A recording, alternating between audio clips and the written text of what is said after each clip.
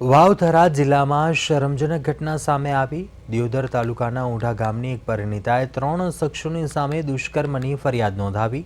ફરિયાદ પ્રમાણે છૂટાછેડા અપાવવાની લાલચ આપી મામા સસરા વિજય દરજીએ પરિણીતાનું શારીરિક શોષણ કર્યું હતું।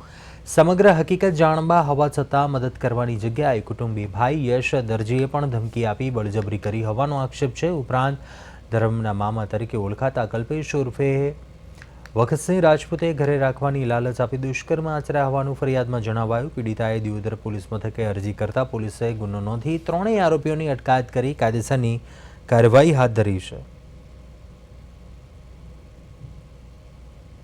26ની એક ફરિયાદ દાખલ થયેલી છે, જેમાં ભોગ બનનાર બેન દ્વારા એ ફરિયાદ દાખલ કરવામાં આવી છે અને એમની સાથે દુષ્કર્મ થયેલું છે એ બાબતની ફરિયાદ છે, જેમાં મુખ્ય 3 આરોપીઓ છે। વિજયભાઈ ખાનાભાઈ દરજી, યશભાઈ જયંતિભાઈ દરજી, કલ્પેશભાઈ ઉર્ફે વખતસિંહ સૌજીભાઈ રાજપૂત।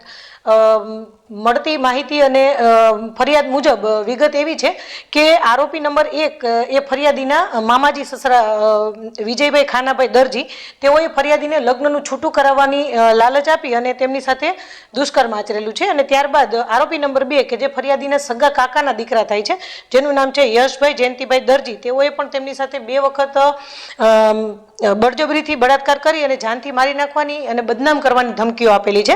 અને આરોપી નંબર 3 છે તે ફરિયાદીના ધર્મના માનેલા મામા કલ્પેશભાઈ ઉર્ફે વખતસિંહ સૌજીભાઈ રાજપૂત, તેમને પણ તેને ઘરે રાખવાની લાલચ આપી અને તેની સાથે દુષ્કર્મ